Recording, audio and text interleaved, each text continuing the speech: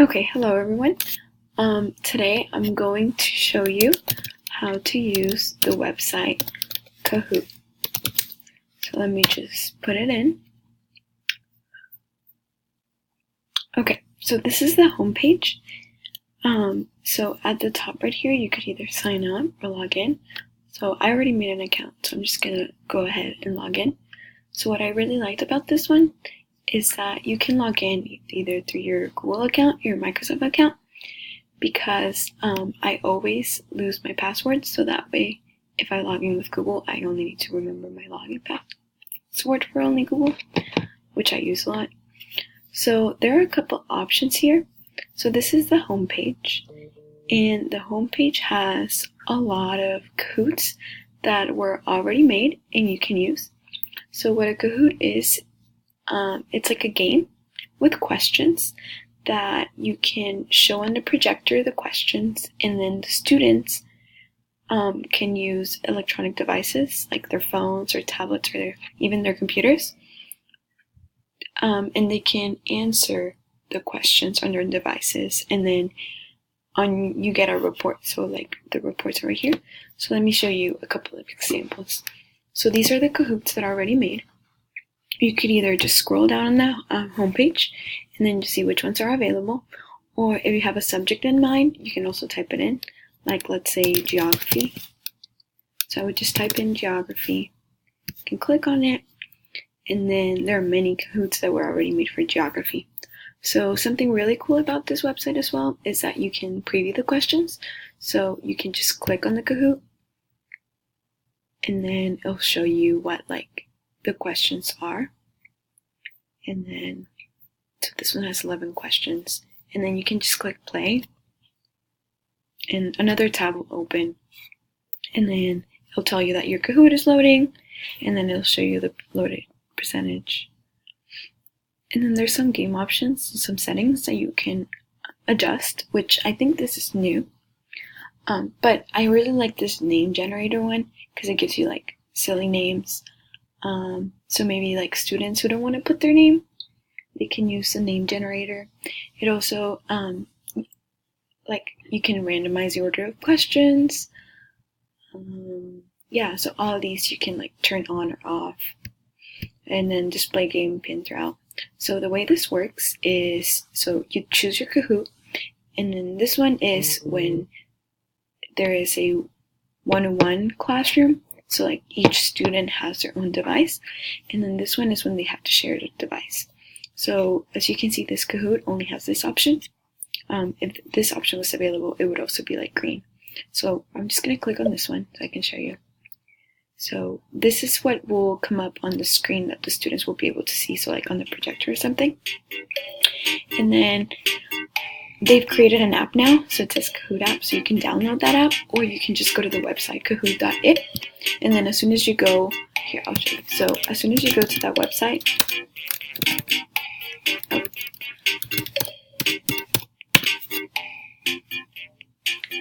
it will ask you for a game pin. So if I put on this game pin, 8, 10, 28, 87,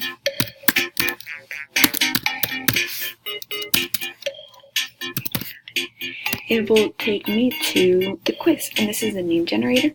So you would click on spin, and it would spin, and then when it stops, yeah, so it gives you a name for you.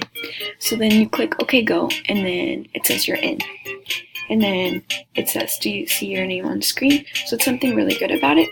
You can see who is on the board who's already signed up. And then something really cool, I thought this was really cool about it, if the names are just like inappropriate or anything like that, you can just click on them. It's really simple to delete them. Just click on them and they'll kick you out. So then you would have to do it again.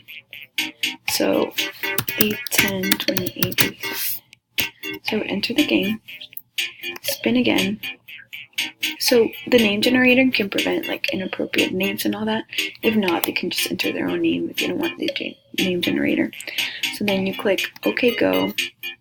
My name's back on the screen. I'm Tropical Lion. And then the teacher can play start. And then it'll load the first question. And then it says, which of the Great Lakes does not share a border with Canada? And then the question will appear, and there's also a timer. So you have options, and then on the students, it would look like that. So they would just have to click on the color and the shape. If you don't answer on time, you'll just get a big red X. And then it also shows you here how many students chose each answer. And then at the end of the game, you can go ahead and see who were the students who got it wrong and right. Because during the game, you can't. It only tells you the number. Another thing you can do is you can go here to Kahoot. And here, it's like the library of the Kahoots that you've made. So that's really nice too. Something else you can do is the reports. So you can go in the reports, and these are some Kahoots that I already played. So you can just click on this one. Or you can download it, I guess, yeah.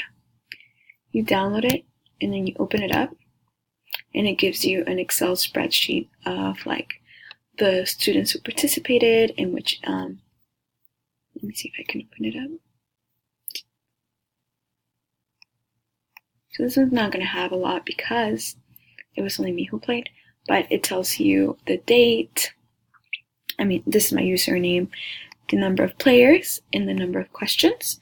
So it tells you here the total amount of correct hours, the average score, and then you can also rate the game. So after the students play, you can also have the options to rate the game, and it'll ask them like how fun it was, if they learned something, if they would recommend it, and then how they felt about the subject, like how confident, like if you would do this as a test review.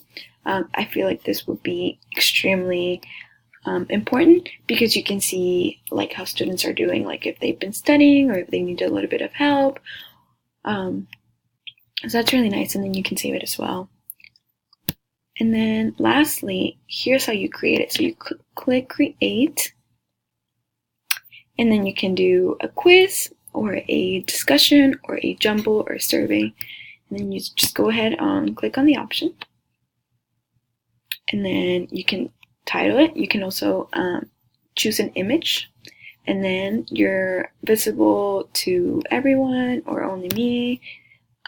So this is to share on the discover page, like those Kahoots that were already made. But if you only want to use it like in your classroom, you can just click only me, the language, and the audience, just so that if it goes on the discovery page on the home page, if someone's looking for, I don't know, like a university Kahoot, your Kahoot, if you decide to put it as everyone, can be on the page as well. And then, so I'm just gonna put a random name, and then description, it needs to have a description, so I'm just gonna have the same title. And then credit resources, if you do, I'm not gonna add a picture, so just click, okay, go, oh, whoops, I forgot this one, so I'm just gonna put school. Okay, go. And then you add questions. So you will put your question. Whoops.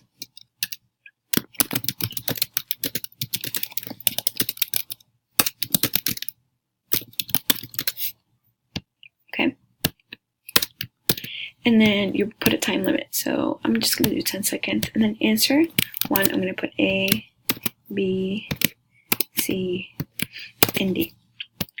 So you can award points to see who got the most points or the most correct answers in the fastest amount of time. And then I'm going to click next. Oh, that's right. Here you click on the correct answer. So these are the check marks. So if it's the correct answer, just click next. And you can keep adding question. I don't think there's a limit to how many questions you can make or you can do in one Kahoot. So you click save. And then you can preview it. So this is really cool because it'll show you the screen the students will see on their phones and then the screen that you'll share with everyone in the class. So here are the name generator. So let me turn on the name generator to show you how you can do this. So now it turns on the team versus team shared devices. So I'm just going to do player versus player. So it again tells you the website,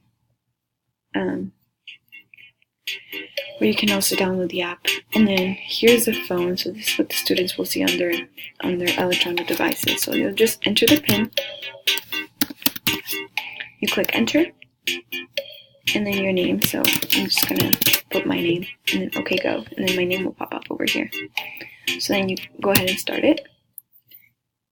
It's loading the question, and then it'll ask you which one of these is a vowel, and then that big question will pop out, and now it's right here, so the students can always reference to it, and then they'll click the answer.